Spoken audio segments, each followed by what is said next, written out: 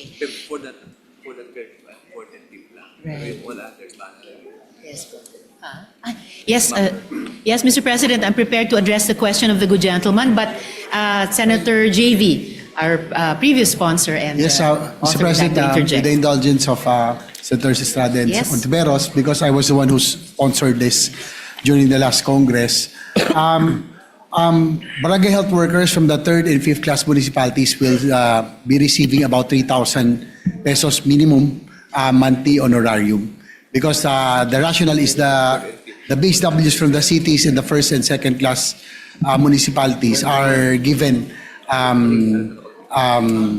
allowances so that are said to be at least yung medyo maganda naman, no? Some are receiving 8,000, 11,000 and so on. So ang kawawa po talaga are those in the third and fifth class municipalities who receive sometimes even at 400 pesos per month, no, as honorarium, as low as 400, 200 pesos a month. So with this bill, with this measure, if it had been passed, those from the third to fifth class municipalities, barangay health workers will now receive a minimum of 3,000 pesos monthly honorarium. Thank you. May I know how much are the barangay health workers from the first and second class municipalities receiving? From, Mr. President, the first down to the fifth class No, municipality. only the first and second. Since Senator First JV and has already second. answered the third, fourth, and fifth Opo, above municipalities. 3,000 pesos, sometimes Yes, reaching 10,000 Yes. pesos, Mr. President. From what I know, even in Pasig, no, I think they're the ones that the BHWs are receiving about 11,000 honorarium per month.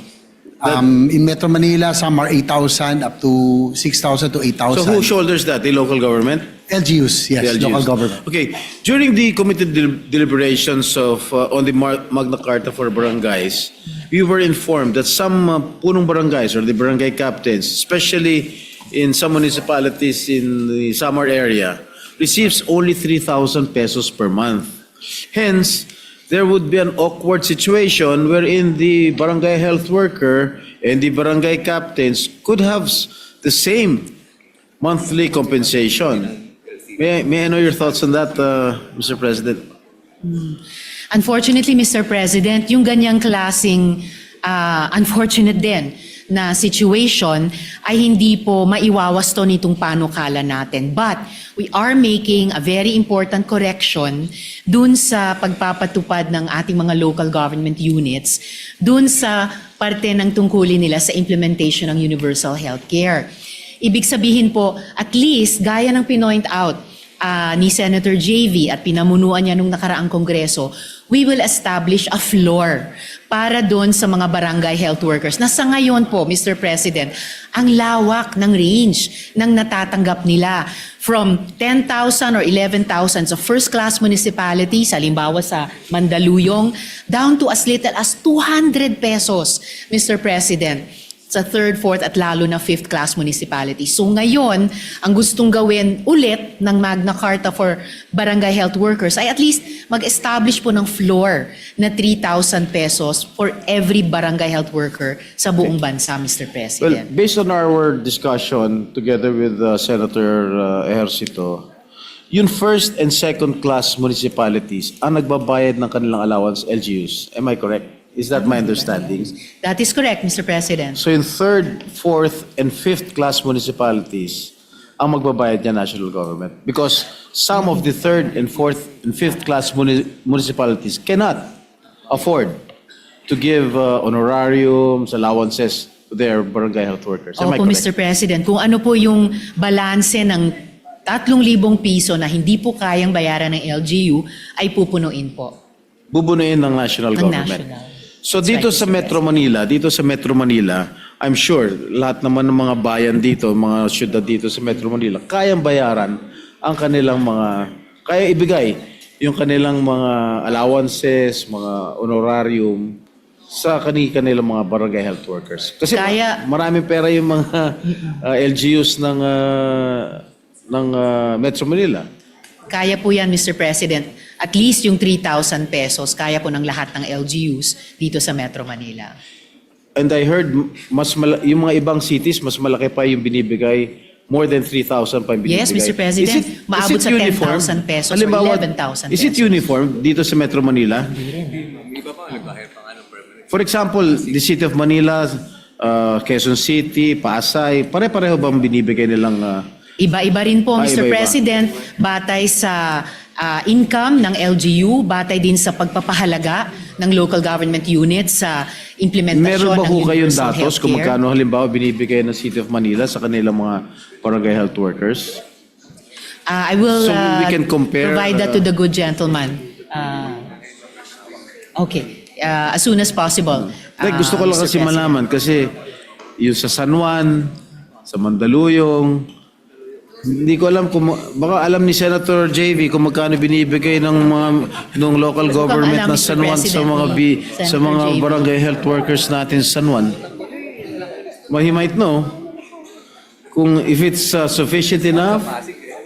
Yes, Mr. President, again, as far as I can remember, because some of the BHWs from San Juan were also here during our deliberations, and I was surprised to know that in Metro Manila, although it's not like the other third or fifth class, pero isa po yung San Juan sa pinakamababa, no? But at least, Mababa yung bigay sa San Juan? mababa daw, sabi nila, no? So, but hopefully it will be improved. Right now, mababa ang Right bigay. now. So during your time, mas mataas ang bigay mo? I think that time mas mataas. Okay. So mas mababa now- yung bigay ng mayor ngayon? Mas mababa ngayon. So hopefully this time, the rationale here is that, if I may join, the national government will subsidize no pa yung pang mga third and fifth class, those who cannot afford to give more.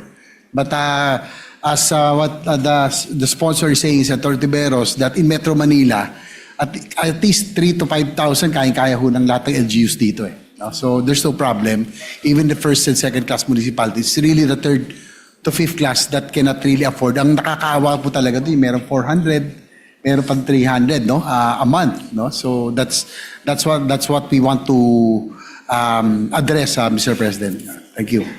At Thank you. bukod sa pagkakaiba-iba ng compensation across LGUs, particular dito sa Metro Manila lamang, iba-iba rin yung employment status ng mga barangay health workers. Halimbawa, Mr. President, sa Pasig, wala na po silang volunteer na barangay health workers. Lahat po plantilla na, Oh. empleyado. And meron din sa Taguig.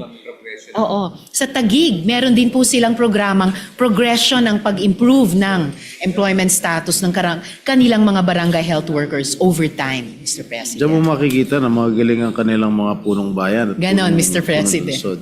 Anyway, Mr. President, there is also a Magna Carta for Public Health Workers or Republic Act number 7305.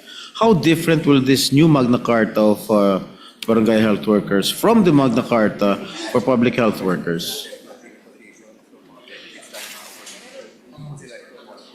Okay. And for the record, if I may, Yes, Mr. why is President. there a need to create a separate Magna Carta for BHWs and carve a distinct niche from the sphere of public health workers, Mr. President?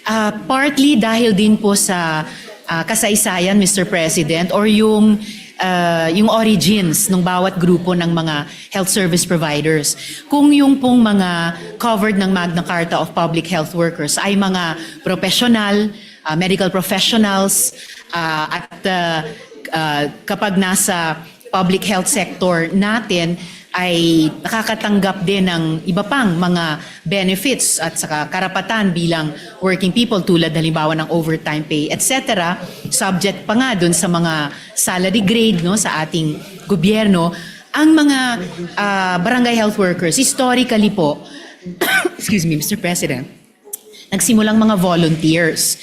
So, ngayon po ay effort natin na bagamat hindi sila lahat or karamihan nagsimula bilang health professionals, pero sa tagal ng serbisyo nila, sa halaga na ibinibigay nila sa kanilang mga kabarangay, lalo na sa pagpapatupad ng universal healthcare, gusto natin silang mabigyan ng bahagyang pag-professionalize at pagkilala ng ganong parang status na nais nating ibigay sa kanila sa pamamagitan nitong ilang dagdag pa na benepisyo sa Magna Carta of Barangay Health Workers, Mr. Kasi President. based on our discussions during the Magna Carta for barangays, we also learned that there are health workers employed by the barangay who are called barangay health aides. No? And under the committee report, sponsored by the distinguished Deputy Majority Leader, ang mga barangay health aid ba ay masasakop dito sa panukalang batas nito?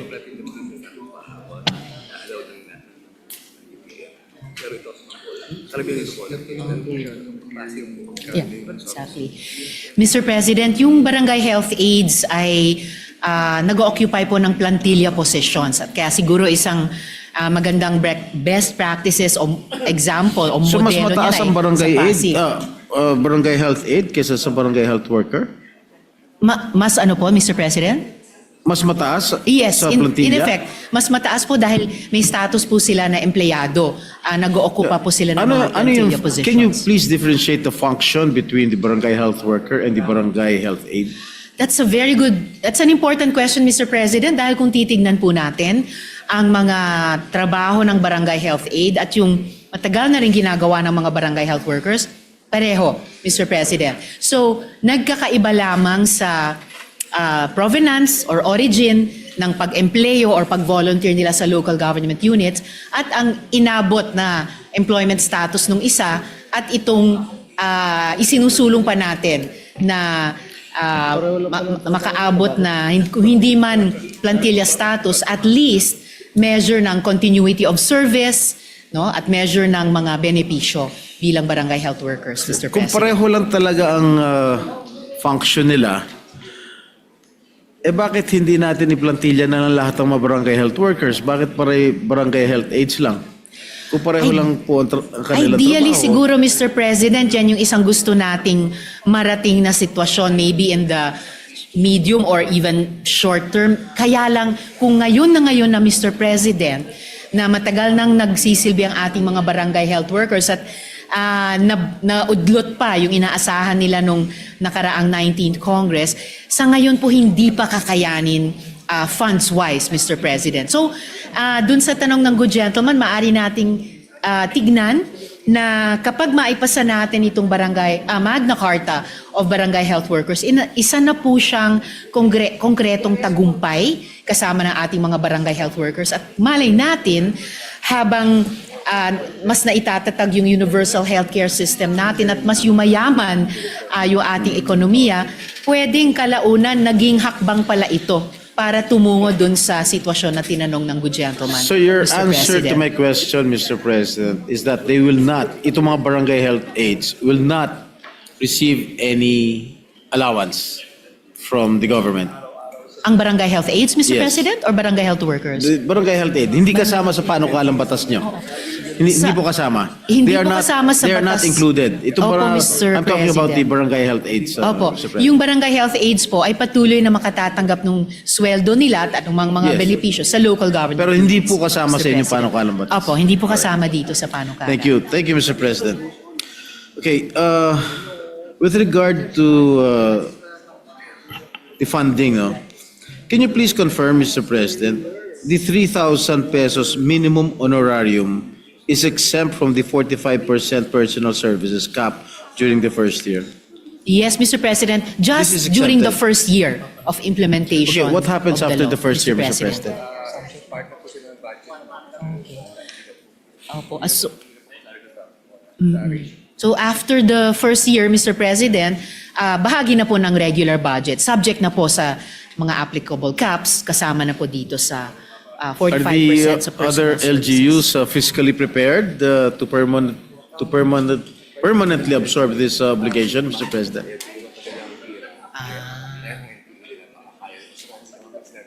Okay. Because some of the LGUs might not be fiscally prepared to absorb this obligation. What will happen after the first year? Kawawa naman yung mga BHWs natin after the first year. Sa ngayon, Mr. President, senaryo kasi po ng Barangay Local Government Fund o BLGF na dahil daw taon-taon tumataas daw yung IRA, tumataas daw yung NTA Are we ng going ating to mga rely local on it, government Mr. units, President? kakayanin na po after the first year. But at the proper time, Mr. President, magiging bukas po ako sa panukalang amyenda na maaaring ihain ng good gentleman kung i-extend po yung period na hindi muna isa-subject dun sa 45% Siyempre, ako po personal naging services cap. punong bayan din San Juan. Siyempre, meron akong mga ibang mga prioridad na proyekto sa aming bayan. Paano yung ibang mga mayors kung ayaw talaga bigyan ng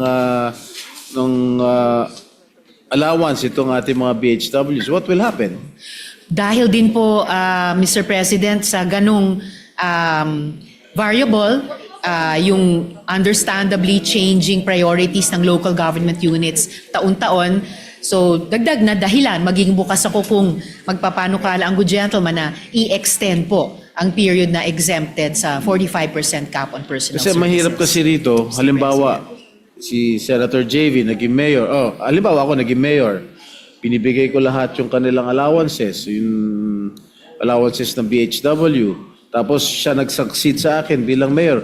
Tapos naisipan niya hindi magbigay. O paano, kawawa naman yung mga di ba? Kasi kada palit ng, I'm not saying this na hindi niya ginawa, no? Kasi ibang LGUs, pag nagpalit ng mga leadership, iba-iba yung hindi tinutuloy ng mga proyekto ng kanilang mga predecessor. What will happen? Kaya po, Mr. President, gusto nating sa wakas, kasunod ng 19th Congress, maisabatas ito, kaya para magkaroon ng measure ng hindi lang continuity of service, pero by law, yung mga compensation at benepisyo para sa ating mga barangay health workers. In order to take into account yung actual budgetary capacity ng mga LGU lampas sa unang taon or yung maaring changing priorities ng local government units. Kaya nga po, bukas po ako na i-extend po natin yung period of exemption dun po sa 45% cap on personal services, Mr. President. Thank you, Mr. President. Last question na lang po, Mr. President, if I may. How do we delineate the functions of the barangay health workers from the midwives, nurses, and other public health workers to avoid duplication of duties and jurisdictional conflict? I-clarify mo na Luis, anong level na pwede kapaguhin. Okay. Okay. Okay. Okay. Mahalagang gabay, Mr. President, ay magmumula sa Department of Health.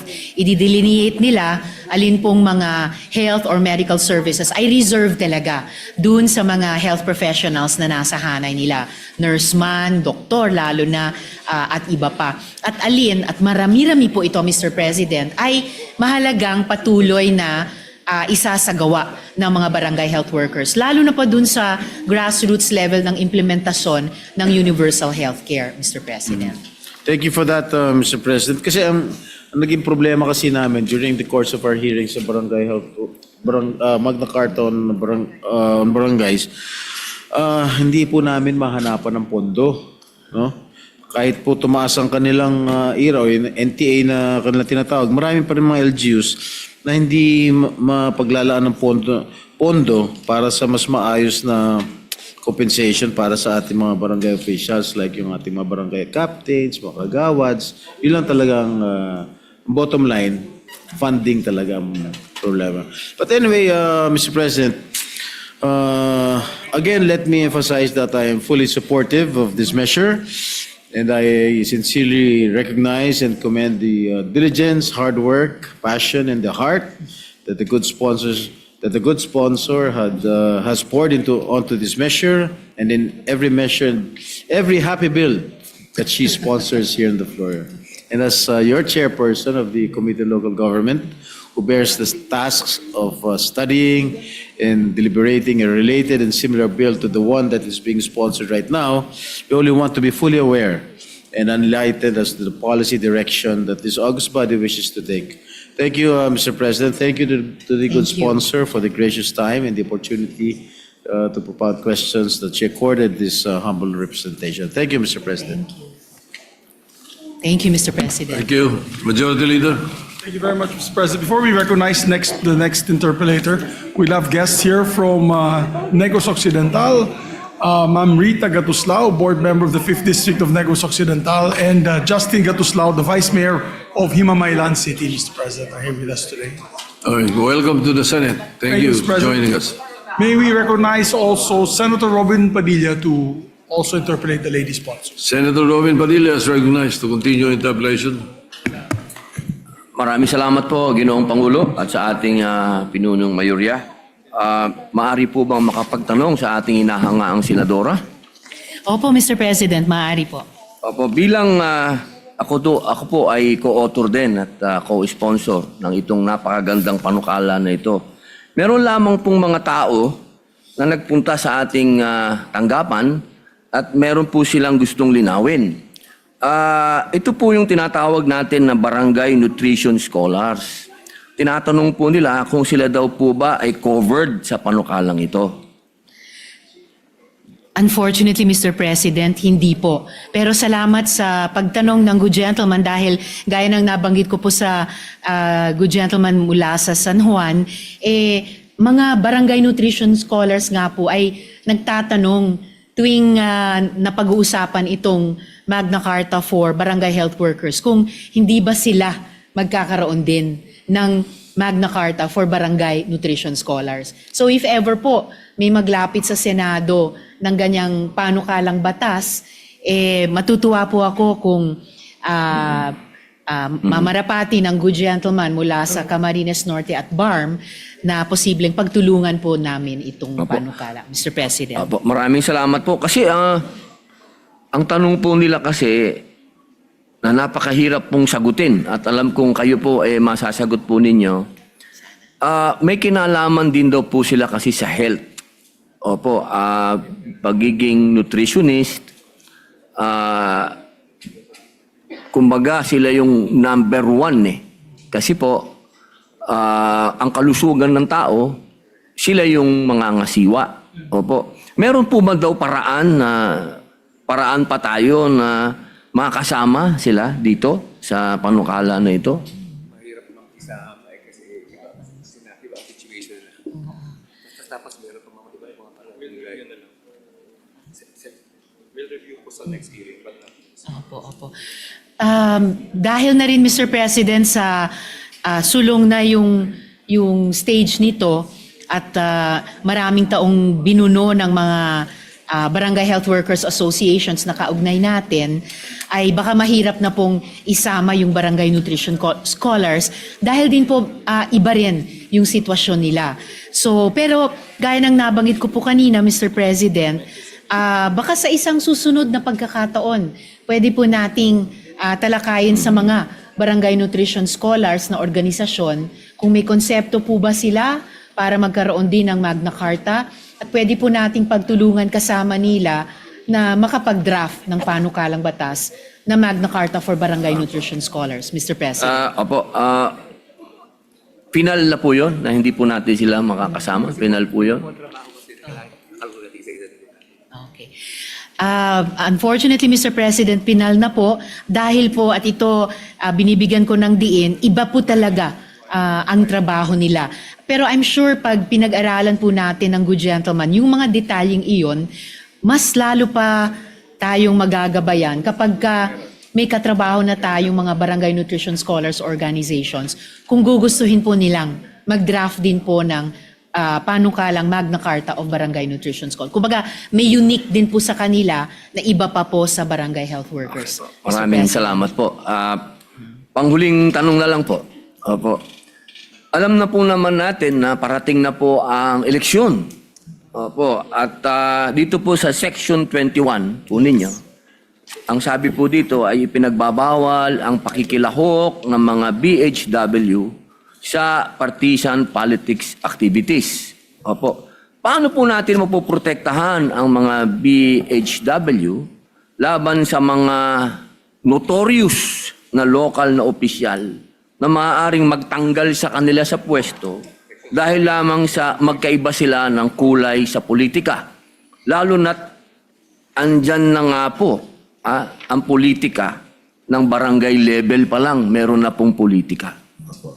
Mapipigilan o maiiwasan, mapipreempt po yan, Mr. President, nung nakapaloob sa Section 13 na retention and continuous service of barangay health workers. So short of saying po, security of tenure, ang sinasabi po dito ay continuous service na yung mga rehistrado at mga certified na BHWs ay magpapatuloy sa pag-perform ng mga tungkulin nila, mga papel nila at mga responsibilidad, liban lamang kung sila mismo ang mag-withdraw bilang individual na BHW or liban lang kung sila'y tanggalin for cause ng munisipyo or ng City Health Board pagkatapos ng due process. So sa ganitong paraan, mapoprotektahan po ang mga barangay health workers. Hindi lamang sa pagtanggal kung merong very assertive na local government officials na ayaw sa kanila,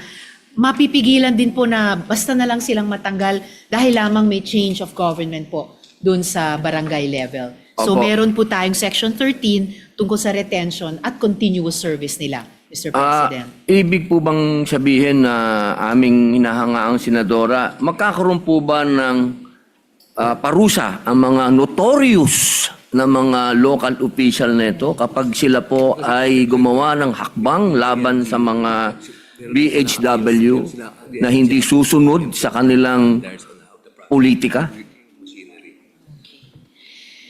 Pareho rin pong kinikilala ng panukala natin, Mr. President, yung papel ng mga municipal at city health boards. So maghahanap po tayo ng balanse dito. In a way, check and balance, Mr. President.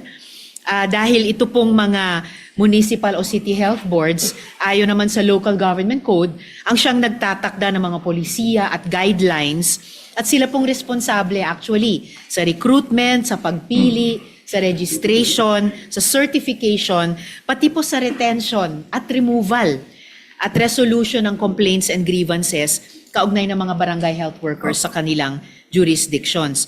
Gayunpaman, may appeal process din po. Kung sakaling may desisyon, may aksyon kaugnay ng isang individual na barangay health worker na tinututulan nila, may proseso po para makapag-apila sila dun sa naging desisyon ng municipal or city health board, Mr. President. Alam niyo po, ako po'y natatakot kasi. Kilalang-kilala po, lalong-lalo na po sa malalayong lugar. Kilalang-kilala yung mga notorious na mga local official na ginagamit ang kanilang posisyon. Baka po siguro mas mainam magkaroon po tayo ng parusa sa mga local official na ito kapag sila po talaga ay naging talipandas. Alam na naman po ninyo yan at alam ko po ang akbayan ay nakikipaglaban para dito sa karapatan ng ating mga barangay health workers. Yung lamang po, mahal naming hinahangaan na senadora, sana po magkaroon tayo ng parusa dito sa mga local official na ito. Salamat, Mr. President. Bukod po sa posibilidad din na magkaso ang barangay health workers dahil may dati na kahit sa kasalukuyang batas na legal assistance sa kanila, pag-aaralan din po ng representasyong ito yung itinatanong o ipinapanukala ng good gentleman. At Maraming salamat po. Salamat po. Salamat, Mr. President. Majority Leader, Senator Erwin Tulfo is recognized to continue. Maraming salamat po, Ginoong Tagapangulo.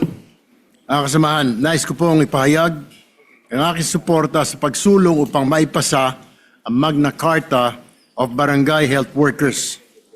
Hindi po matatawaran ang sakripisyo at kontribusyon ng ating mga BHW sa bawat komunidad. May ilan lamang po akong katanungan ukol dito kung mamarapatin po ng ating good sponsor. Opo, Mr. President. Well, ang una po, Madam Sponsor, sa Section 19 ng naturang panukala, it introduces a highly commendable BHW deployment subsidy, specifically targeted at 3rd, 4th, and 5th class municipalities.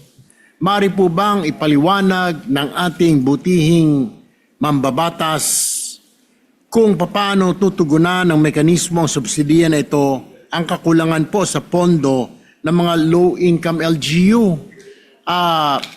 Kaya ko po nabanggit po ito, marami na po tayong mga mga proyekto o programa na hindi po natutugunan. Isa po dyan, yung allowances po ng solo parents sa 4th, 5th class, hindi po na ibibigay. 1,000 pesos po yung kada buwan. Yung mga senior citizens po na yung social pension po nila, hindi rin po natutugunan. Eh kung isisingit pa po natin ito, good sponsor, paano po kaya, ano ho ang maari pong gawin ng ika nga natin para ika nga matugunan itong subsidiya para sa mga BHW po natin? Salamat, Mr. President. Tama po ang sinabi ng good gentleman mula sa Palawan. Marami po talagang taon-taon competing demands sa budget na ina-appropriate natin sa Kongreso at ginagastos ng executive. Yan po ay in a way top of mind natin nung hinanda natin itong committee report. Dahil din po sa napag-usapan sa good gentleman mula sa San Juan kanina na mukhang o di umano, yung usapin precisely ng financing ang naging isang problema nung huli, nung nakaraang 19th Congress. Kaya po, dito rin po sa pagdisenyo ng BHW Deployment Subsidy, yung isa pong feature niya ay igagrant po ito, hindi po sa pangmatagalan or in perpetuity, kundi sa loob lamang ng isang period ng 3 taon. At ito po ay i-release sa paliit na halaga as may be prescribed by the Department of Health para progressively palakasin po yung fiscal capacity ng recipient municipalities na pagkatapos ng 3 taong iyon, sila na po ang magbabalikat ng buong funding responsibility. Nagsasalubong po ito, Mr. President, dun sa nabanggit ko po kanina na may scenario ang BLGF na dahil di umano lumalaki ang IRA at ang NTA ng mga LGUs taon-taon ay kalaunan, kakayanin na po kahit po nung mga 3rd to 5th class municipalities ito, Mr. President. Madam Sponsor, hindi ko po naulanigan ang inyo pong sagutan kanina ng good gentleman from San Juan. Pero ang tanong ko po ay, sino po magiging priority? Sabi niyo po na tila kukunin po ang pondo sa kanilang local government funding, etc. Pero may mga priorities po, di po ba? Meron pa po dyan yung mga solo parents po. Baka magtampo naman. Teka muna, naunang maipasa yung batas namin. 2022 pa, pasado na ito. Pero hanggang ngayon, may utang na po sa amin ang aming LGU. So paano po ito? Ano po ang hierarchy ng pagbabayad ng LGU sa mga programa? Mayroon po tayong senior citizen. Meron po tayong solo parent. Ngayon, meron po tayong, don't get me wrong, Madam Sponsor, gusto ko po talaga at sabi ko nga, gusto ko pong maipasa ito dahil marami po akong kakilala na barangay health workers. Sa pag-ikot ko po sa mga probinsya, iisa po, Sir, sana po ma-aproba na po yung barangay health workers Magna Carta po namin. Sa pangako ko po, sige, kung sino man po ang sponsor, I believe si Senadora Risa po yun, ako po ay susuporta. So marami po nakikinig sa kanila ngayon. Yun lang po ang katanungan. Ano po magiging hierarchy of priority na kung magkapera man po yung 4th, 5th at 6th class municipality, sino unahin niya po? Magbibigay po ba siya ng budget para sa solo parent or mag-ibibigay niya po sa senior citizen? Eh pag na-aproba po itong Magna Carta for Barangay Health Workers, paano po niya hahati-hatiin kaya a good sponsor?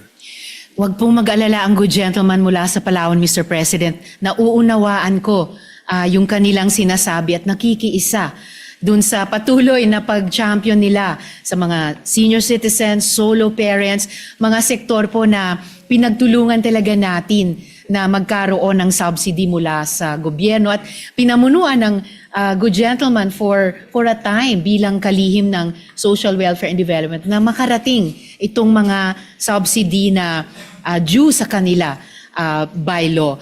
At na-appreciate ko po ang kanilang pagsuporta din with the same passion dito sa Magna Carta of Barangay Health Workers. In the end, ang kikinikinita ko po, Mr. President, ay dahil nga po ganitong halaga lang yung pondo na meron na gobyerno taon-taon at napakarami po talagang priority na pangangailangan. In the end, yung pagdedetalye po ng pagpa-priority year on year, ay ilalabas po natin, mga mambabatas, dun sa General Appropriations Act. Like good housekeepers and household financial managers. Susubukan talaga natin in partnership sa mga counterparts natin sa executive departments at agencies na pondohan ng sapat or optimally ang senior citizens, lalo na universal pension eventually, ang subsidy sa mga solo parents at kahit papano itong BHW deployment subsidy kung maipasa na harinawa natin itong Magna Carta, Mr. President. Sa usapin naman po ng honorarium, paano po natin masisiguro, Madam Sponsor, na makakarating po ito sa mga barangay health workers natin kaagad-agad na wala pong delay? Dilingid po sa ating kaalaman na noong June 2024, may 10,000 BHW na hindi po nabigyan ng health emergency allowance. Kaawa-awa naman po. Ito po hanggang ngayon ay inaantay po nila, Madam Sponsor. Wow, Mr. President, salamat sa good gentleman mula sa Palawan sa sabi sa atin yan at pagpapaalala. Bukod pa po dito sa pinag-uusapan naming Magna Carta of Barangay Health Workers, hiwalay pa po na kailangan nating i-follow up yan. Yung utang ng gobyerno, 2 taon na sa 10,000 barangay health workers na yon sa kanilang health emergency allotment. Pero in terms of yung... Okay. So ang mode po ng at pagsisiguro na makarating ang compensation sa barangay health workers ay diretsong sahod po sa barangay health workers, Mr. President. Isa pa pong katanungan, ang mga barangay health workers po natin, Madam Sponsor, ay laging unang sumasabak sa ground. Kaya malaki rin po talaga yung risk po nila. Lalo na yung mga na-assign sa mga malalayong lugar o sa mga komunidad na recovering mula sa armed conflict. Paano po makakatulong itong hazard allowances at libreng tulong legal mula sa Public Attorney's Office sa ilalim po ng Section 14 and 15 para maging safety nets po na magpoprotekta po sa buhay at karapatan po ng ating frontline workers sa barangay, a good sponsor? Yung hazard allowance po, Mr. President, salamat sa pagkilala ng good gentleman mula sa Palawan na kailangan po talaga ito bukod sa basic na kapag nasa health work, lalo na sa grassroots, meron ng parang minimum degree of hazard na, pero tama po sila, lalo na dun sa mga komunidad na nasa gitna pa ng armadong labanan or nagre-recover pa lamang mula doon, ay pag na-validate na rin po ng proper authorities at nakadetalye rin po dito yung mga local disaster, yung NDRRMC ba sa lokal? Yes, yung NDRRMC sa lokal ay magagrant po nitong hazard allowance nung concerned municipality o city. At yung halaga po niyan, Mr. President, ay itatakda ng local health board in consultation po dun sa Local Peace and Order Council at syempre subject po to existing laws, rules and regulations, Mr. President. Okay. Sa ilalim po ng Section 4, Madam Sponsor, magkakaroon po ng expanded functions ang ating pong certified BHWs sa ating primary care provider network na naka-align din po sa Universal Healthcare Act. Ang tanong ko po, pwede po bang ipaliwanag ng ating senadora na sponsor kung paano po makakatulong itong formal na pag-integrate ng, sa mga BHW natin, lalo sa pag-assist ng mga pasyente, navigation at referrals para po mapatibay yung healthcare system natin sa barangay level pa lamang at mabawasan yung dagsa ng mga pasyente sa mga malalaking ospital. Good sponsor.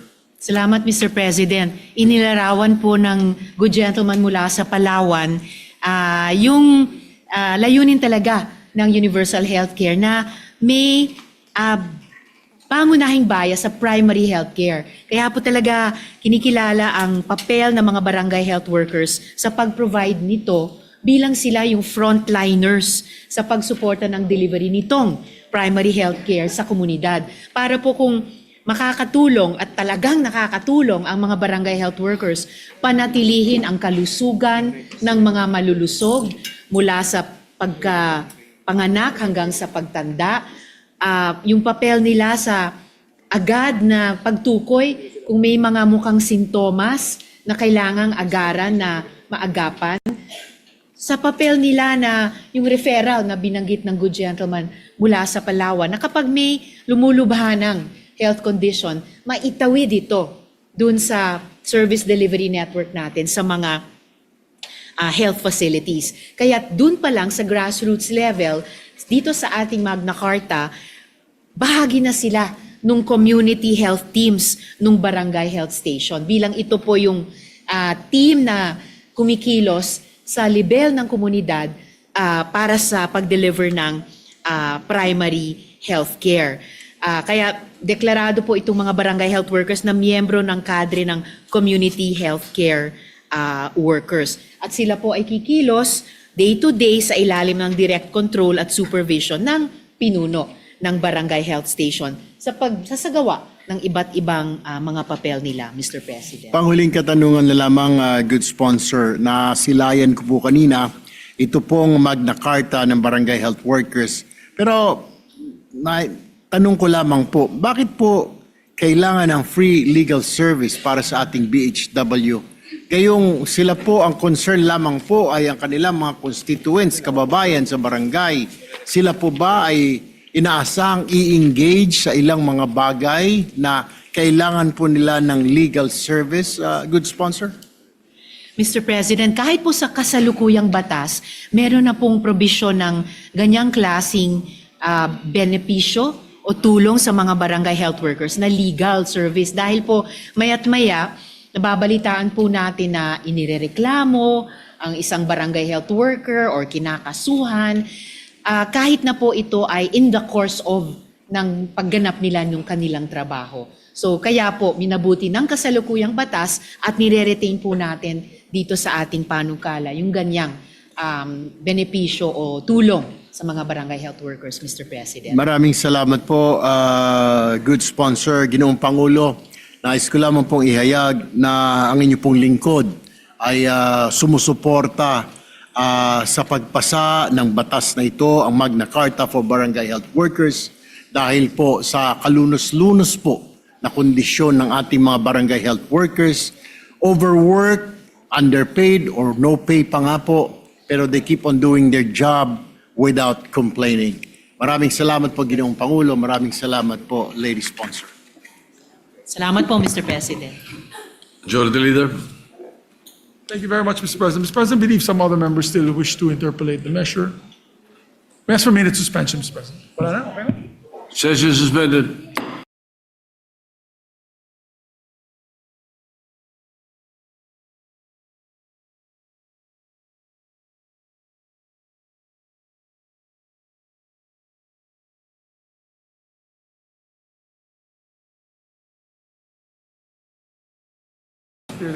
Majority Leader. Thank you very much, Mr. President.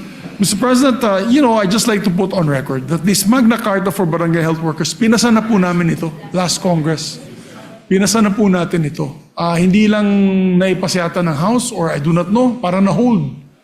Na-hold yata because of some issues, I don't know, with the Executive Secretary at the time. And have we addressed those issues in this version? I believe we have addressed those issues, Mr. All right. President.